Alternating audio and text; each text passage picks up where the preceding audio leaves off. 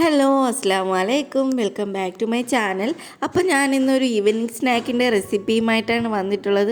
വളരെ സിമ്പിളായിട്ട് നല്ല കിടിലൻ ടേസ്റ്റിൽ തയ്യാറാക്കി എടുക്കാൻ പറ്റുന്ന നല്ലൊരു അപ്പത്തിൻ്റെ റെസിപ്പിയാണ്. നമുക്ക് കിണ്ണത്തപ്പത്തിൻ്റെ കലത്തപ്പത്തിൻ്റെയൊക്കെ ടേസ്റ്റിൽ കഴിക്കാൻ പറ്റുന്ന നല്ലൊരു റെസിപ്പിയാണിത്. അപ്പോൾ നമുക്ക് നേരെ വീഡിയോയിലേക്ക് പോവാം.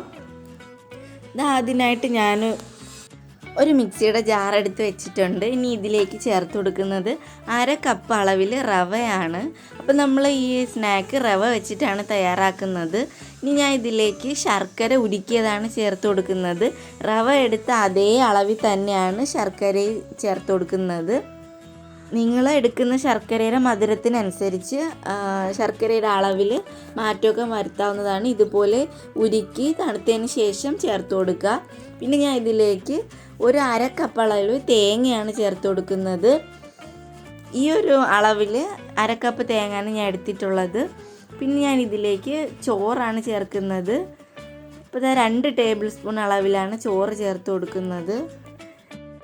പിന്നെ ഞാൻ ഇതിലേക്ക് ഒരു 3 ഏലക്കയുടെ അരിയാണ് ചേർത്ത് കൊടുക്കുന്നത്. ഇതിൻ്റെ തോലൊക്കെ കളഞ്ഞിട്ട് ആ സീഡ് മാത്രമാണ് ഞാൻ ചേർത്ത് കൊടുക്കുന്നത്. നിങ്ങളുടെ കയ്യിൽ ഏലക്ക പൊടിയാണുള്ളതെങ്കിൽ അത് ചേർത്ത് കൊടുത്താലും മതിയാവും. ഇനി ഇത് നന്നായിട്ട് നല്ല തിക്കായിട്ട് അരച്ചെടുക്കണം. ഒട്ടും വെള്ളം ചേർക്കാൻ പാടില്ല.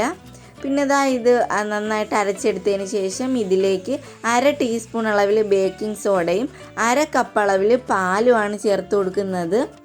അപ്പോൾ നിങ്ങൾ എടുക്കുന്ന റവയ്ക്കനുസരിച്ച് പാലിൻ്റെ അളവും കൂടെ മാറ്റി കൊടുക്കുക. അപ്പോൾ നമ്മൾ ഇത് നന്നായിട്ട് ഒന്നും കൂടെ നല്ല ക്രീമി ആയിട്ട് അടിച്ചെടുക്കണം. ഞാൻ ഇപ്പം നല്ലതായിട്ട് അടിച്ചെടുത്തിട്ടുണ്ട്. ഈ ഒരു കൺസിസ്റ്റൻസിയിലാണ് നമ്മളെ ബാറ്റർ കിട്ടാനുള്ളത്. ഒട്ടും വെള്ളമൊന്നും ചേർക്കാൻ പാടില്ല. നമ്മൾ പാലിൽ തന്നെ ഇത് അടിച്ചെടുക്കണം. ഇപ്പം ഇനി ഇതൊരു ബൗളിലേക്ക് മാറ്റി കൊടുക്കുക. അപ്പം ഞാൻ ഈ ഒരു ബൗളിലേക്ക് നമ്മുടെ ഈ മിക്സ് എല്ലാം മാറ്റി കൊടുക്കുന്നുണ്ട്. ഇനി ഇതൊരു 10-15 മിനിറ്റ് ഒന്ന് റെസ്റ്റ് ചെയ്യാനായിട്ട് വെക്കണം. റെസ്റ്റ് ചെയ്യാൻ വെച്ചില്ലെങ്കിലും കുഴപ്പമില്ല. നമ്മൾ പെർഫെക്റ്റായിട്ട് കിട്ടണമെങ്കിൽ ഒരു 5 മിനിറ്റെങ്കിലും ഇത് റെസ്റ്റ് ചെയ്യാനായിട്ട് വെക്കണം. അപ്പോൾ ഒരു 10 മിനിറ്റ് കഴിഞ്ഞിട്ടാണ് ഞാനിതിപ്പോൾ എടുക്കുന്നത്. ഇനി നമ്മൾ ഇതിലേക്ക് 1/2 ടീസ്പൂൺ അളവിൽ നെയ്യും കൂടെ ചേർത്ത് കൊടുക്കണം. നെയ്യും കൂടെ ചേർത്തിട്ട് ഇതുപോലെ നന്നായിട്ടൊന്ന് മിക്സ് ചെയ്ത് കൊടുക്കുക. ഓവറായിട്ട് ഇങ്ങനെ ഇളക്കി മറിക്കാനൊന്നും പാടില്ല. ഇതുപോലെ ചെറുതായിട്ട് ഒന്ന് മിക്സ് ചെയ്തെടുത്താൽ മതിയാവും. ഇനി നമ്മൾ ഏത് പാത്രത്തിലാണോ ഇത് ആവി കയറ്റാൻ വെക്കുന്നത് ആ ഒരു പാത്രത്തിൽ അത്യാവശ്യം നല്ലോണം തന്നെ നെയ്യൊക്കെ ഒന്ന് സ്പ്രെഡ് ചെയ്ത് കൊടുക്കുക. ഞാൻ ഈ ഒരു പാത്രത്തിലാണ് വേവിക്കാൻ വെക്കുന്നത്. അതിൽ നെയ്യൊക്കെ തടവിയിട്ട് നമ്മുടെ ബാറ്റർ ഇതുപോലെ അതിലേക്ക് ഒഴിച്ചു കൊടുക്കുന്നുണ്ട്. ഇപ്പം ഞാൻ ഇഡലിത്തട്ടിലാണ് ഇത് വേവിക്കാനായിട്ട് വെക്കുന്നത്. അതിനായിട്ട് ഇഡലിത്തട്ടിൽ കുറച്ച് വെള്ളം എടുത്തതിന് ശേഷം അതിൻ്റെ തട്ട് ഇതുപോലെ കമത്തിയിട്ടതിന് ശേഷം നമ്മുടെ ബാറ്റർ ഇതിലേക്ക് വെച്ച് കൊടുക്കുന്നുണ്ട്. ലാസ്റ്റായിട്ട് ഇതിൻ്റെ മുകളിൽ കുറച്ച് മുന്തിരി ഇട്ട് കൊടുക്കുന്നുണ്ട്. കിസ്മിസും കാഷ്യൂസും നിങ്ങളുടെ കയ്യിൽ ഏതൊക്കെയാണുള്ളത് അതൊക്കെ ചേർത്ത് കൊടുക്കുക. ഇനി ഇതൊരു 25 മിനിറ്റ് ആയപ്പോഴാണ് ഞാൻ തുറന്നു നോക്കിയത്. അപ്പോൾ ഒന്ന് കുത്തി നോക്കിയപ്പോഴത്തേക്ക് ഇത് അത്ര ഒന്നും സെറ്റായിട്ടില്ല. പിന്നെ ഞാനൊരു 10 മിനിറ്റും കൂടെ ഇതുപോലെ മൂടി വെച്ചതിന് ശേഷമാണ് എടുത്തത്.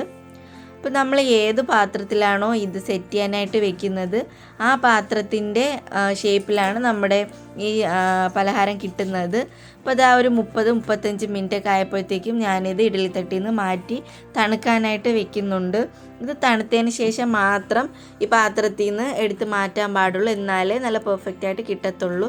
കണ്ടില്ലേ, നമ്മൾ തണുത്തതിന് ശേഷം ജസ്റ്റ് ഒന്ന് കമിഴ്ത്തിയപ്പോൾ തന്നെ നമ്മുടെ ഇത് അടിപൊളിയായിട്ട് വന്നിട്ടുണ്ട്. വളരെ സിമ്പിളാണ്. വളരെ കുറച്ച് ചേരുവകൾ ചേർത്ത് നമുക്ക് വളരെ പെട്ടെന്ന് തന്നെ തയ്യാറാക്കി എടുക്കാൻ പറ്റുന്ന ഒരപ്പത്തിൻ്റെ റെസിപ്പിയാണ്. നമ്മുടെ കലത്തപ്പത്തിൻ്റെയൊക്കെ ടേസ്റ്റിൽ നമുക്ക് കിട്ടും. നല്ല ടേസ്റ്റി ആയിട്ടുള്ളൊരു ഈവനിങ് സ്നാക്കിൻ്റെ റെസിപ്പിയാണ്. അപ്പോൾ നിങ്ങൾക്ക് വീഡിയോ ഇഷ്ടപ്പെട്ടാൽ ലൈക്ക് ചെയ്യുക. ചാനൽ സബ്സ്ക്രൈബ് ചെയ്യാത്തവരാണെങ്കിൽ പ്ലീസ് ഒന്ന് സബ്സ്ക്രൈബ് ചെയ്ത് സപ്പോർട്ട് ചെയ്യുക. Thank you for watching.